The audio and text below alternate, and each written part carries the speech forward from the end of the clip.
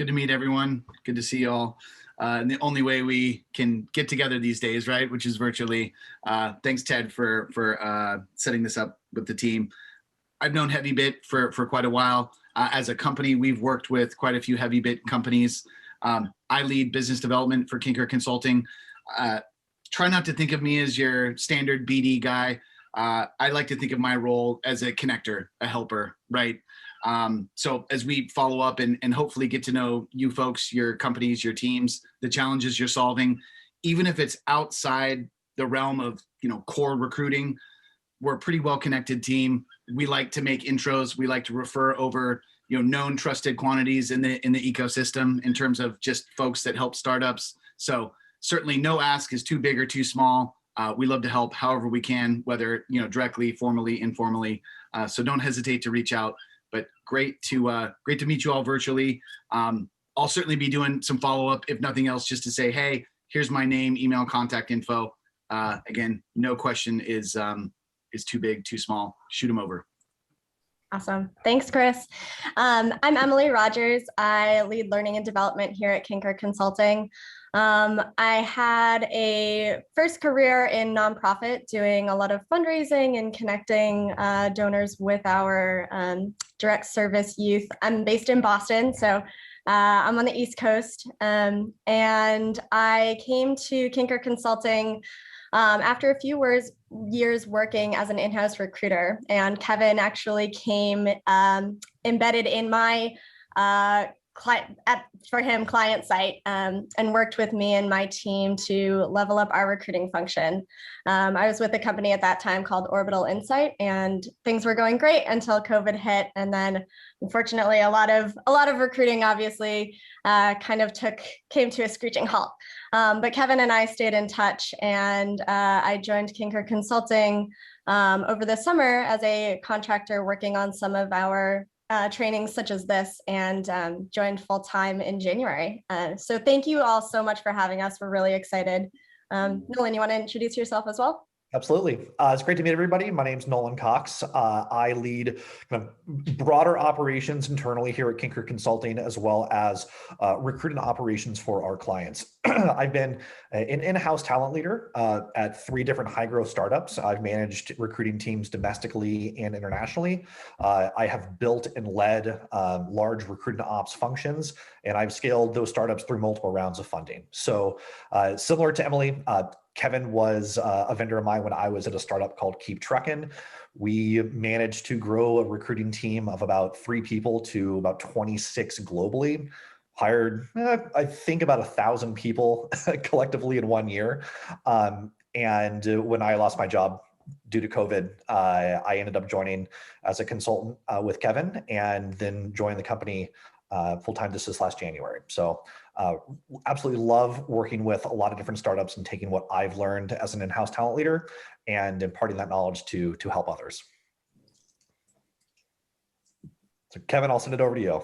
Oh, so that leaves me. I'm Kevin. I'm the CEO of Kinkor Consulting. I've been in recruiting for the past 22 years with a focus on startups for the last 11. It started working at Facebook when they were around 1,200 employees, building their recruiting function.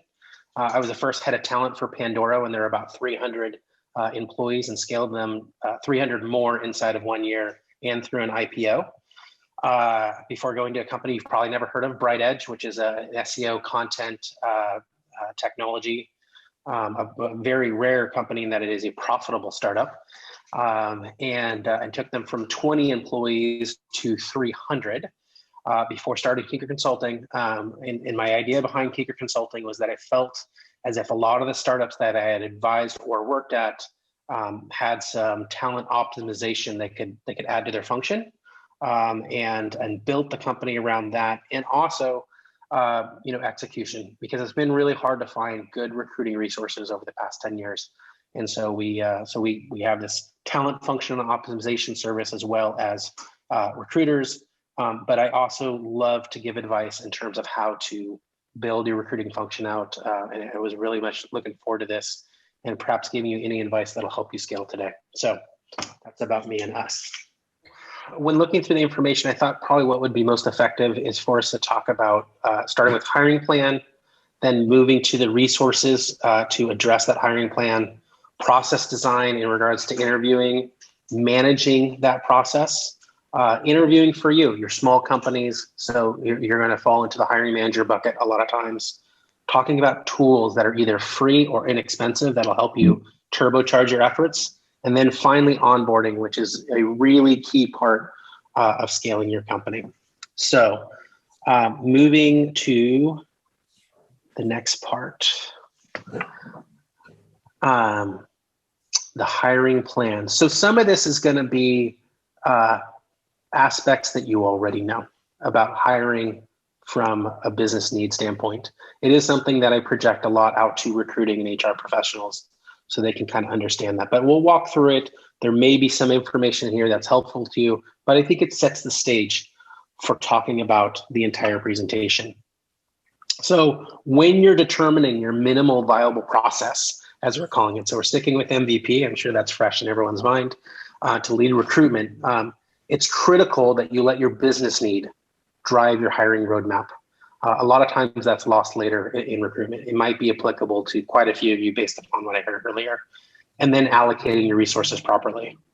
As you can see in this flow chart, your first step is really to drill down into your business need. And when I talk about that, you're all taking funding. I'm sure you have milestones, things that you need to put in place before you're going to get your next round of funding or gain more market share. So it's going to be relevant to your product goals and your deliverables. This will drive your hiring plan. And then the critical next step is essentially your workforce planning from there. One thing to look at is analyzing your current internal workforce for productivity and skills. Oftentimes this is passed up on, where there are people within the company that perhaps you could allocate to what you have and then hire in another area. So I'd say make sure to be mindful of that aspect. I'd say in that regard, you should really work with your hiring managers and your team leads to understand if they are on track to meet their goals, to identify their gaps and in their team's capabilities. Having an understanding there will give you a rough estimate. Are you gonna meet it, and what is the sense of urgency behind it? Once you understand that, then ask yourself, can we reallocate existing talent? Is there something that we can do here right away? It's going to be your fastest solve. And knowing that capability and being able to solve the problem quickly, obviously, we all know will help out right away. If you can't, it's time to go ahead and start a search. And that is, of course, if you can't reallocate existing talent or develop internal talent on the projects, whether that's investing in training programs or other ways of training internal staff. I would say your next step is to look at, should you outsource to get an immediate help because it might be an interim solution you need instead of hiring a permanent person, or do you need to hire perm? So we're going into this project with this presentation with the understanding that it will be perm talent that you need to hire. But I will flag that, do certainly look at that interim aspect of it. There are interim firms for every single function within your company that may be able to get you through so you can focus in other areas. So let's go to allocating your recruiting resources. This is, so this breakdown right here will give you an understanding of how you should address your recruiting right now. And there is a, based upon what everyone was saying earlier, there is certainly already that broad range that we have. When you've gotten to that point, you're going to start hiring, which everyone's at. You're likely to do some combination of working with an agency, potentially an RPO or consultancy to bridge the interim gap, or hiring in-house and perhaps hiring an internal lead recruiter. I'm not sure that anyone on this call is ready for a lead recruiter. It might be, but we'll review that just for the future. There is a time and a place for agencies. Our service, obviously, we do not do direct search. We are more the RPO and consultancy area. And I will tell you, you will use agencies and it makes sense. If you have one or two roles open, which several of you said, it might make sense to use an agency right now. The reason why, there's a finite cost to it. Also, look at the role overall and how it's going to help the company. You might do a few interviews and then figure out, hey, we should go in this direction or that direction. If you hire somebody that's on hourly, or if they're internal, you are the meter's running, you're burning cash. And before you know it, that 25% fee that you were most likely going to pay for an agency, you paid it anyways. You just didn't see it happen. And you might not have a hire by then. It is something to consider. My best advice to you there, drill down on the agencies that have experience with that certain set. So if you're going to hire an account executive, let's say, look for the sales-led ones, or product designer, look for people that have done product. Don't spend your time on ones that are kind of generalists. Go on the ones that have developed their networks, because they're not only going to get you good candidates, they're also going to give you good advice too. And the second part, RPO consultancy. So that's somebody like us. If you're looking at 4 to 10 hires over the next quarter, there's 2 advantages to using an RPO type service. One, they're going to be able to embed and get recruiters in immediately, so you can start getting progress. 2, they're going to get you to your goal. And then lastly, you can just turn them off in the end. It's a good interim solution. With a lot of our clients, the one additional piece would be that you give yourself time to hire a full-time recruiter and hire the right person. You're not in a rush because you need to do all this hiring, but you don't have a recruiter to do it. So it is one viable option. And then when it comes to the in-house recruiter, I'll tell you right now, is the most cost-effective way of hiring. If you have consistent hiring, so that's, let's say, anywhere between 4 and 10 hires over course. So the same thing with the RPO, but consistently, that's where you want to invest your time. I would talk about a senior person. I'm not a big fan of hiring junior people. If you think about it, your employer brand, your hiring is another product that your company has. If you put a college, like a just barely graduated college student on that, what expectation are you gonna have? Well, ask yourself, would you do that to your core product? Would you just have somebody with no experience building, selling, designing? We all know the answer to that. You just look at your job description, you're not doing it right now. Get somebody with some experience that can optimize your talent function and can execute and can grow with the company. That's my best advice. If you want a junior person, just be ready to manage and bring them along. They'll take care of a lot of that administrative burden. They'll learn as they go. They will be inexpensive, but you're not going to get out of, you're either going to spend the money or you're going to spend the time. There's no magic way there. And speaking of, magicians, recruiters aren't magicians. So when it comes to hiring roles, kind of going back to a design around what you're looking for, the talent gap, don't look for candidates that are unicorns. Don't try to lump together some CTO that is also the best salesperson in the world. And I know that's an extreme. Look at what the market dictates. Fill in your gaps appropriately with the best people that can be most effective. The longer you change unicorns, the longer you're just delaying the inevitable and the more money you're spending. And I just say, lastly, be sure with any recruiting professional that you work with, whether agency, RPO, in-house, they're an advocate of your employee brand or employer brand. They know your company, they pitch your values. You can't tell the difference between them and your company. They live and breathe what your company's doing. They really believe in it. That's going to go a long way with candidates, both attracting them and attracting the ones that are going to stay for a longer period of time. So without further ado, I know there was a lot there. Let me turn it over to Nolan, who's going to go into the minimal viable process. Great. Thanks, Kevin. So as Kevin mentioned earlier in the presentation, creating a minimum viable recruiting process is the first step to ensuring that you're putting a good foundation in place that's going to allow you to scale through the life cycle of your company. Now, the standard interview process for an early stage team will differ just depending on how your team is structured and what bandwidth you currently have. But the two that we'd like to generally walk through, none of this is rocket science, but these are what we have found have facilitated success at all the different companies that we've partnered with. So the first one, really straightforward.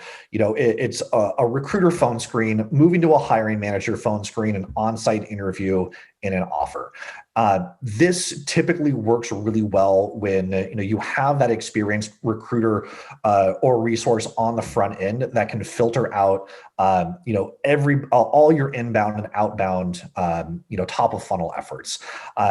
This is something that obviously you're going to grow to, but when you don't have that recruiting resource available, and the interviewing, the screening falls on the hiring manager, it becomes even more relevant to make sure that when you are screening those candidates and bringing them on site, that there is some type of technical assessment that's being done. I mean, a lot of the early stage companies are hiring those really technical engineers. And also, when you're seed, Series A, and you have a lot of your founding or executive team that is part of the on-site interview process, time is a huge business expense. And also, you have to protect your team's time as well.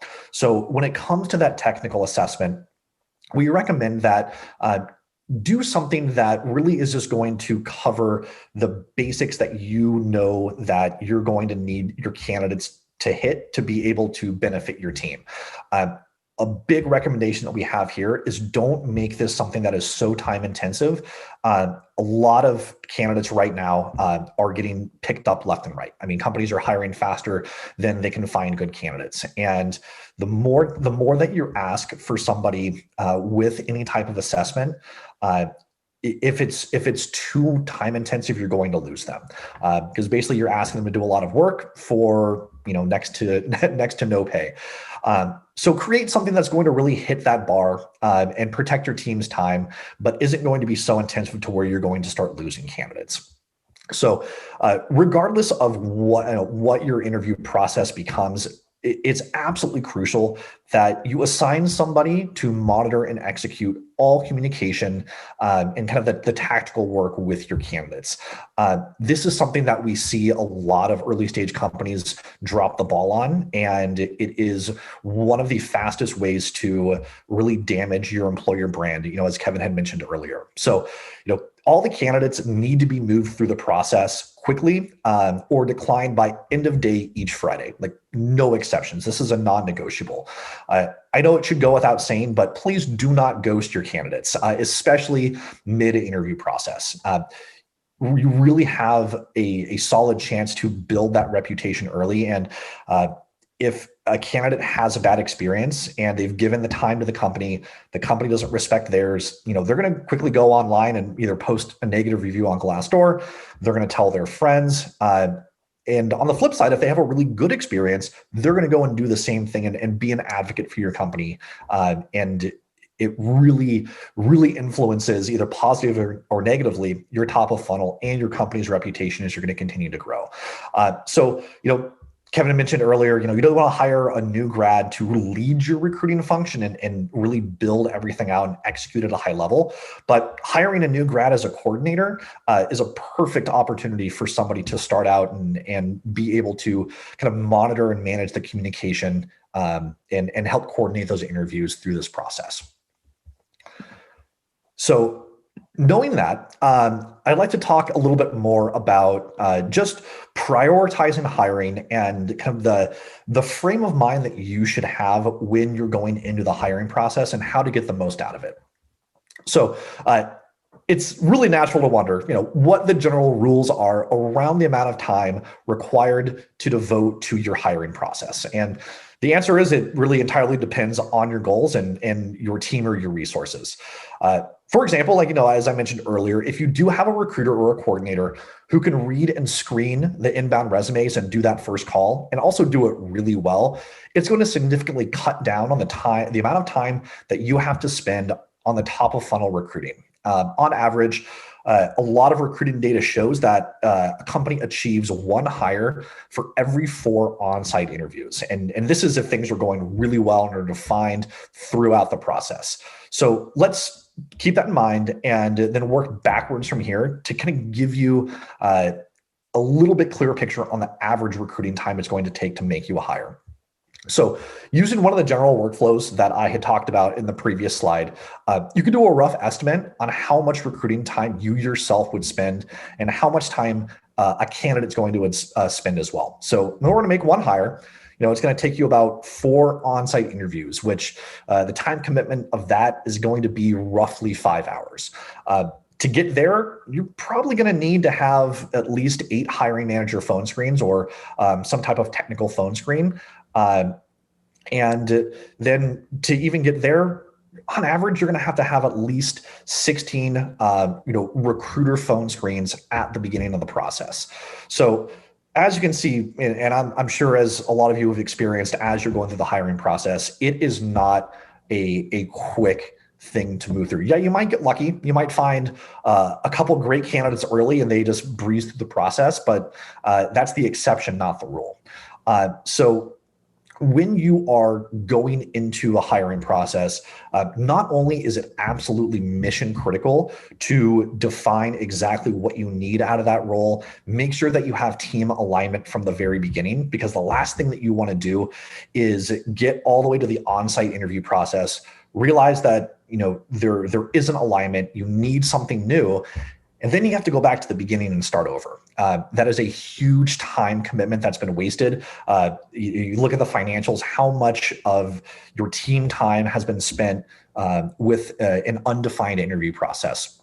So, however, like if you are seeing drop-off points through the different interview funnel, say you're not getting the candidates moved through from the hiring manager phone screen to on-site, or you're having a few candidates make it through that on-site process, or they're self-selecting out. Really understand where you can kind of dive in and understand what is causing these blocks. But ultimately, make sure that you are giving the time to each of these stages that it deserves, and understand that you can adjust the process and your time commitment accordingly. Obviously, there's a lot that goes into this. So be sure to keep an eye on your current team capacity. And then also, if you are going to hit a growth period, anticipate those hiring needs before they go live. So, as Kevin mentioned earlier, you can really align your hiring resources to best meet those needs and be as proactive as possible. It's going to benefit you so much more in the long run, and it's just going to set you up for success and being able to make those hiring goals and meet them on time. So next up, I'd like to send it over to Emily. So to move through some additional do's and don'ts, we're going to review a couple of fun do's and don'ts of your hiring managers. And again, as Kevin mentioned early on, this at your stage of growth is going to be largely some of your do's and don'ts. So this is a fun list to keep in mind as you're talking to your candidates. You may be talking to them early in the process if you are involved in that hiring manager interview. You may be talking to them only later in the process if you're not. But regardless, there's a couple of key things to keep in mind. Very first, sell the company. This sounds obvious, but be sure that especially if you are that first call, be so sure to be selling the company on the first call. That is where you start to close your candidate. Now, we're all small teams here in this gathering. So you're not selling, it's Google and XYZ, everything that everybody already knows. What you're selling is that your candidates are going to be close to the product. They're going to see that life cycle of development from start to finish. They're going to have opportunities for rapid growth and development of new skills. And maybe that's not just by their title. Maybe you have currently a fairly flat organization, and that's okay, but maybe it's by broader ownership of their function or of adjacent functions. You're certainly selling equity within the company and that ability to really build something and invest their time and attention into it. And that's a high risk and high reward environment. So that's the key components of what you're selling on that very first phone call. And if that's not you, be sure that you're talking with your recruiters or whomever is having that first call to hone in on those pieces that make your team unique and will want to bring in the talent that you're really seeking early and then often throughout the whole interview process. Your other do, you want to vet them for functional experience. This sounds obvious, but what I really mean here is especially if you are doing a hiring manager phone screen after a recruiting phone screen and you don't have that designated technical component of your pre-onsite, I would recommend considering a brief technical problem-solving component of that interview, or something that will help you really narrow that funnel early. if you're just doing behavioral questions or past experience questions in that call, you aren't going to have as much luck narrowing out and funneling down those people who are really good at selling themselves and really good at telling you how awesome their previous experience is, but maybe actually aren't functionally as strong as they appear on their resume or to those interviewers who have talked to them before you. The next thing you want to vet them for is for culture add and team balance. Culture add is not culture fit. What you're really looking for here is, will they balance their manager or other teammates? Will they bring a new perspective or work dynamic that's lacking in your team? Next, what you want to be assessing is that you want to ask, well, this is a tip that I like to recommend. Consider asking them about their ideal job. I've found that this is a really telling way to get a gauge from candidates on what they really want to be doing. If you say, hey, describe to me what your ideal next role is, and the response that you get may not be exactly the job that you're hiring for, and that's okay, but it will give you an idea of what their priorities and what their overall goals are. It's a really nice way to get to know your candidate from a professional perspective. Last thing you want to do, be transparent about what you can offer. This means that you're willing to share salary range, you're willing to be honest about whether this role can grow or if maybe it'll be stationary for a couple of years. Tell them about what life will be like when they join, the positives and the negatives. You don't want a candidate to be surprised, and being transparent and bringing them on with full awareness of what they're stepping into is super critical. So what about your don'ts? You don't want to grill your candidate at first. If you're speaking with them early on, you don't quite have the legs to stand on yet where you should be grilling them. You can definitely ask those heavy-hitting questions later toward the end of your interview process, but you really need to establish that trust and interest first. Grilling candidates isn't uncommon. I'm sure we've all been in interviews in which we felt like we've really been put on a pedestal, or rather, feet held to the fire is probably the better analogy. But if you're a small company and you're still looking to engage your talent far and wide, it's not the best strategy. You don't want to vet them for a job they aren't applying for. This also might sound obvious, but what I mean for here is that vet them for the job that they're applying for now, not necessarily the job that you hope a 150% top performer can do. You can keep an eye out for potential, and of course you should, but if filling your headcount with a chief architect when what you really need is a senior software engineer, guess what? You're still going to need to hire that senior software engineer. So stick to your plan. If throughout the course of an interview process, you find that your plan needs to change, then go back and revisit that plan. But don't get caught up and too starry-eyed with, oh my gosh, but this is an amazing candidate, if they're not actually going to hit your business needs in the moment. There's a way to keep that person engaged, but don't waste your headcount on someone who's not actually going to be able to deliver when you need them. You as founders and hiring managers, I would discourage you from being the one to let a candidate down. You don't want to be the one to give them a no. If you are a pass, meaning you don't want to hire them, early on in the process, let your coordinator or your recruiter send them the rejection. You want to maintain a positive mindset in their eye. If you know it's a bad fit and you're on a call, and you know within 10 or 15 minutes of that 30-minute call that this is just not the right fit, you can end that call, but do it really tactfully. Something along the lines of, well, thank you so much. You've given me some really great information to work with. I'm going to review your application with my team. Any questions? And then if you're rejecting a candidate after an on-site interview, maybe the rejection email comes from you. But again, it's never coming from anyone during the interview process. It feels awful to a candidate and leaves a bad impression. The last don't, now this is really critical. You cannot ask a candidate for their current salary. It is illegal in California and in a lot of states throughout the US. I know we're not all in the states here, but it's considered it's becoming less and less of an okay practice, even if it's not technically illegal in the state or area that you're in. You can ask a candidate if they're willing to share expectations for their next role, but you can't ask them what they currently make. To a little bit of dialogue around recruitment tools. Obviously, kicking off the recruitment process can seem like a bit of a daunting task, but there are some tools and software systems that do make it much easier to be efficient and effective. I want to start by talking about some tools that will really help you stay organized, which is of paramount importance in your recruitment arm. Nolan touched on this earlier with hiring a coordinator, but I want to hone in on why this is so important. If you are organized, it's much easier to stay aligned with your candidate pool, which enables you to be more responsive, more decisive, and ultimately creates a much better candidate experience.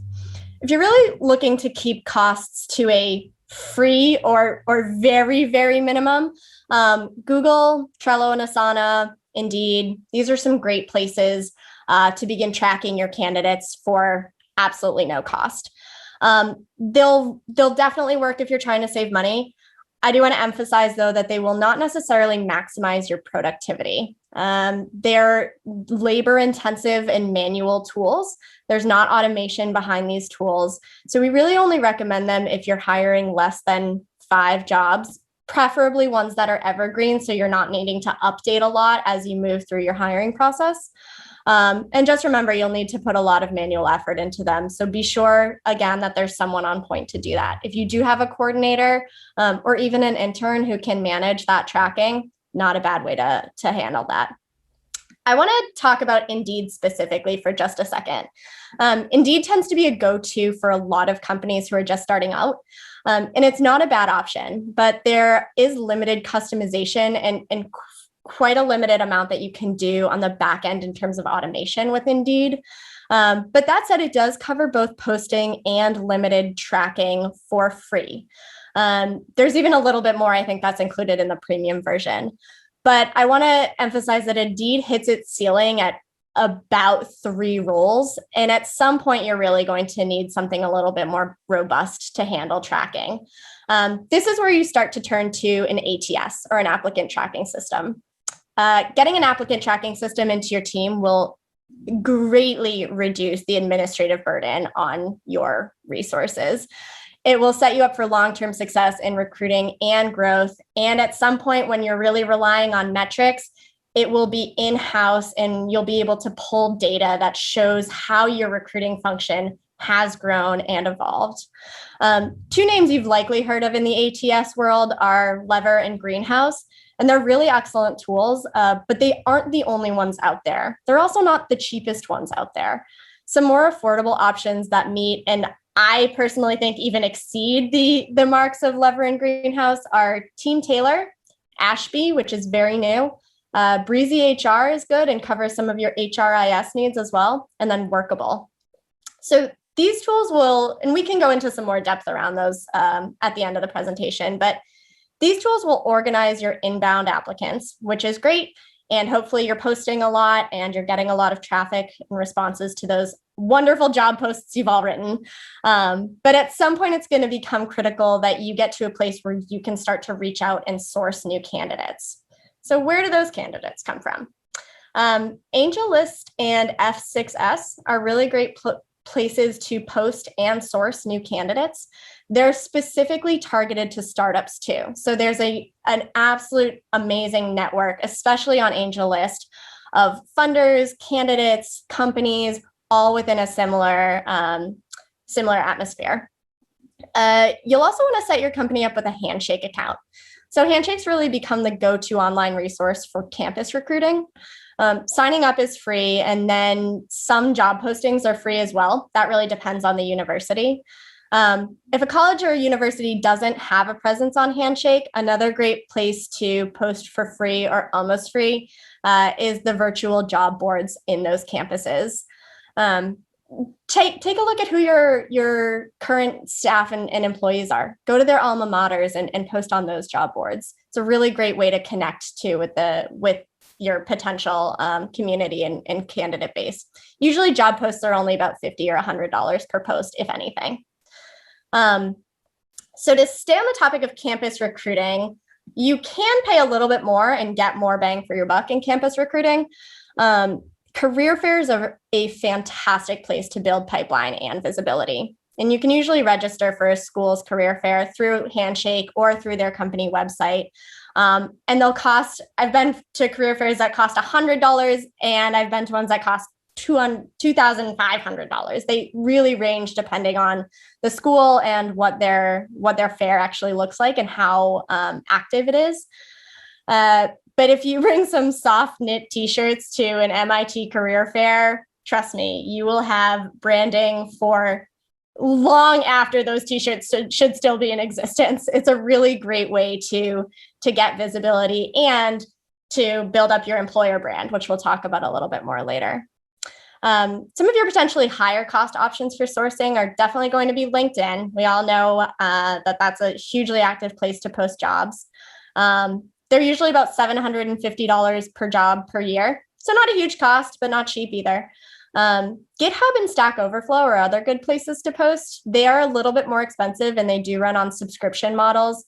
I think Stack Overflow is upwards of a few $1,000s per year, but you will get some high quality technical candidates and you'll get a decent amount of them too if you can develop a partnership there.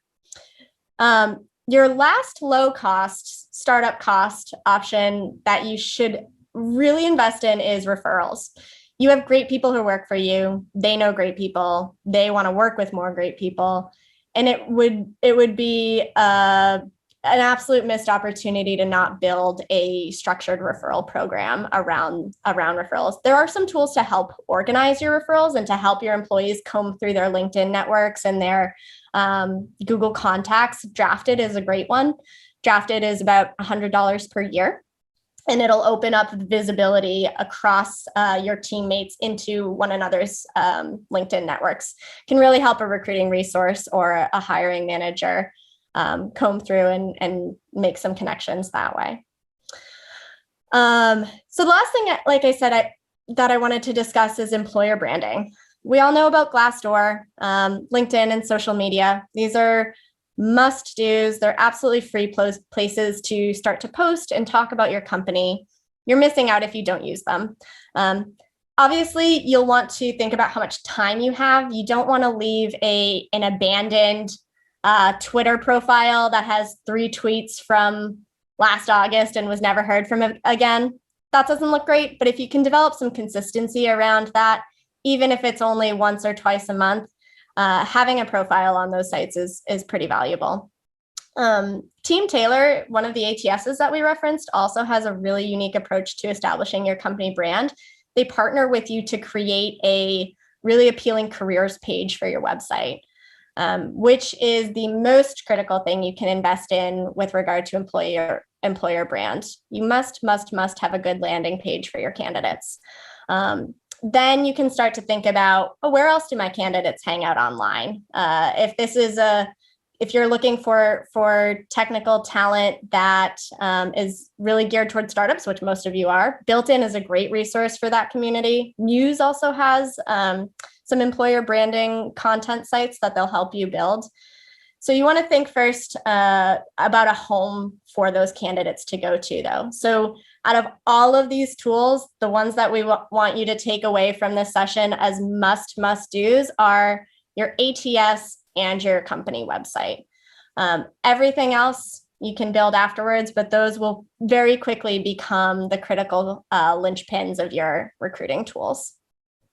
So once we have those folks all hired, I'm going to turn it over to Nolan to quickly talk about onboarding. Thanks, Emily. So I know in the interest of time, and I want to leave the opportunity for Q&A. So what I want to do is just generally just walk through a couple things to keep in mind. What we'll do is we'll actually send a more comprehensive one-pager to everybody after this presentation that has kind of some more tactical things on what to make sure you're checking off after you have a candidate sign an offer letter. That time period between when a candidate signs an offer and when they officially start is an absolutely critical part of the entire employee experience.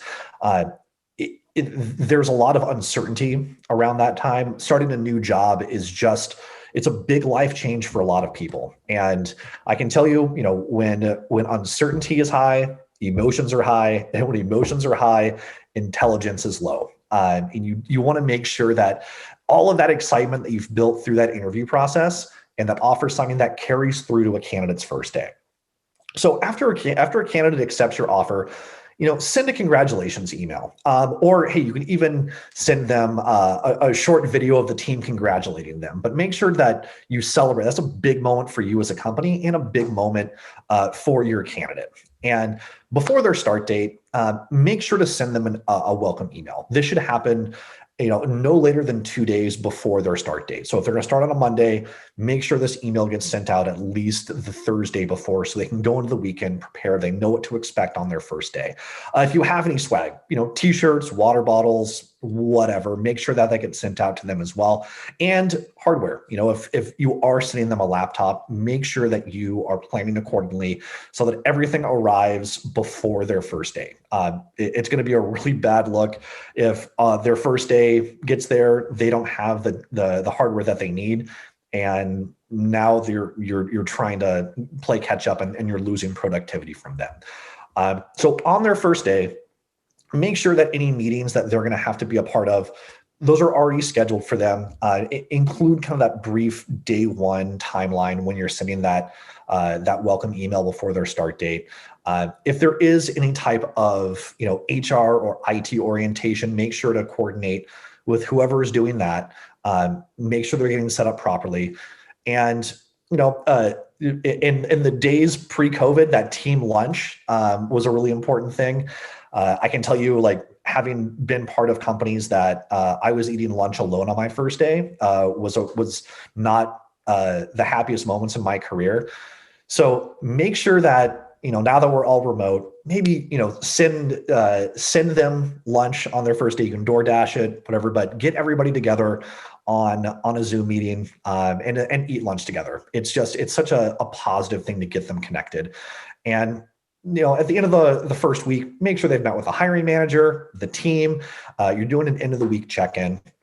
And there's a lot more I know that's going to happen kind of in between all of these different things. But the point being is that make sure that you are staying in constant communication and taking the due diligence to really make sure that your new hire is set up well and they have that really positive first day, first week experience. That's when their excitement for the company is going to be at the highest.